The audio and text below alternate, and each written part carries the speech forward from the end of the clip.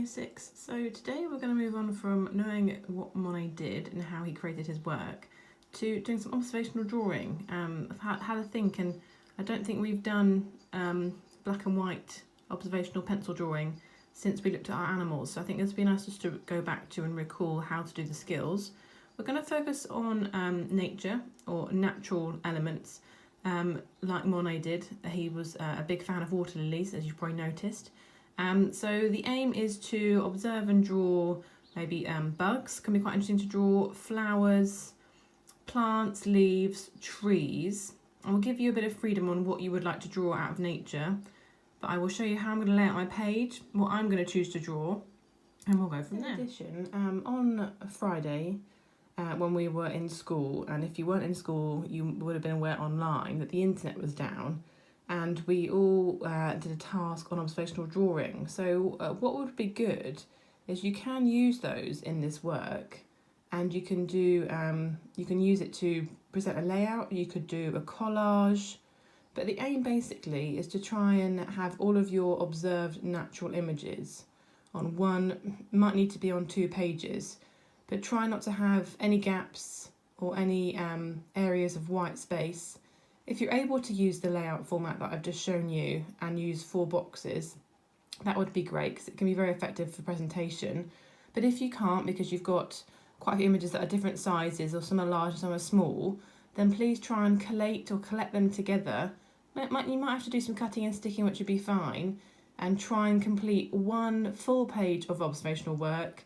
And if you need to go on to 2, that is absolutely fine. These things happen, especially because the internet was down.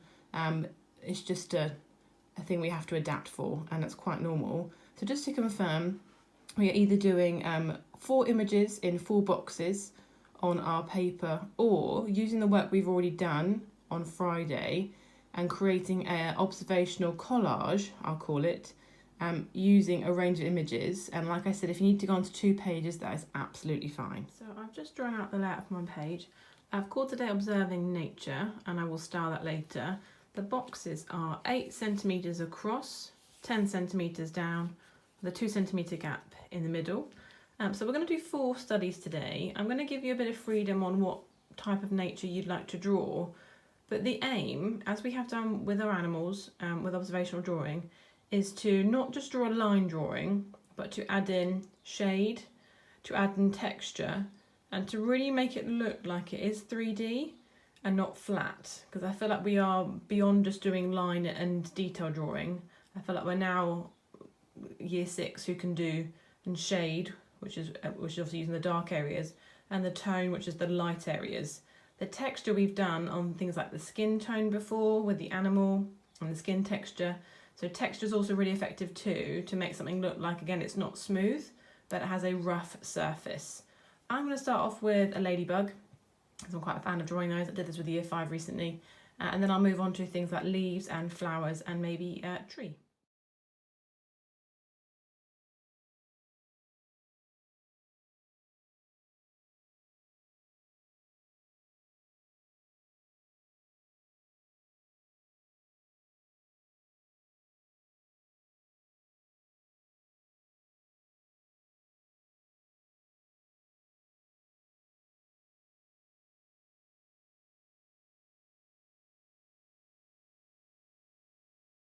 So you've just seen how I've done it in a time lapse, but I thought I'd just go through some of the key things to remind us. So what I've done is, as you saw, I did the outlines first and added in the shade. So the shade of the ladybird is the dark spots, is the head, which is black with kind of almost like white eyes, but they're not. They're it's just this how the skin changes.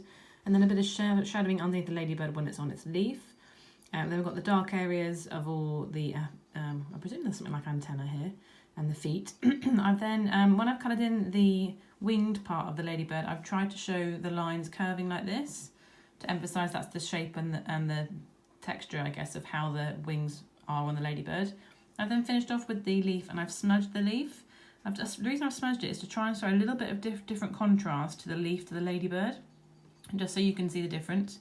So that's my first one. The reason I haven't done anything in the background is because in the image that I've used, there isn't really a background, it's just kind of like a blurred green.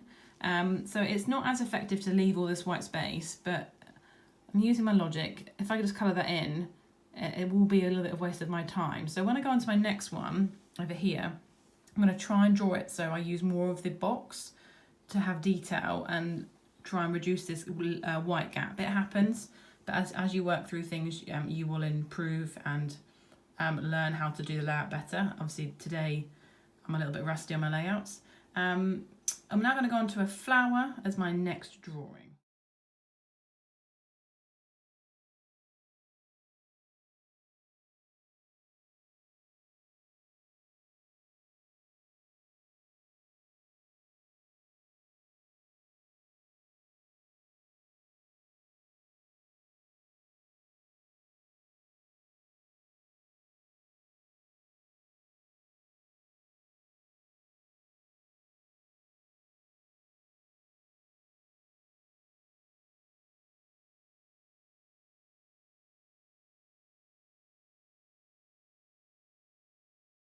Okay, so I've just done my second one, and this one I quite like because I've done a lot of dark areas of shade. I've only used an HB pencil, or I have like a mechanical pencil is what it's called, where the lead is just inside and you wind it down. So if you are at school and you just got your HBs, or at home you just got your HBs, you draw your just regular writing pencils, just press that a bit harder and you'll get some really good dark areas. I've done a kind of spiral texture for the centre of the sunflower to show the seeds, which I think is quite effective. And I've just shown how the light's changing in the photograph with the darker and lighter areas. And you can see there's a few leaves here as well. I'm just going to complete this page now with two more. But like I said, if you have already done some of these in school due to the internet being down, you don't have to redraw everything. Use those to help you present your page. And your page may look different to mine. That is fine. But the aim is basically to practice observational drawing with shade and with texture. So if you are doing that, you are achieving the task.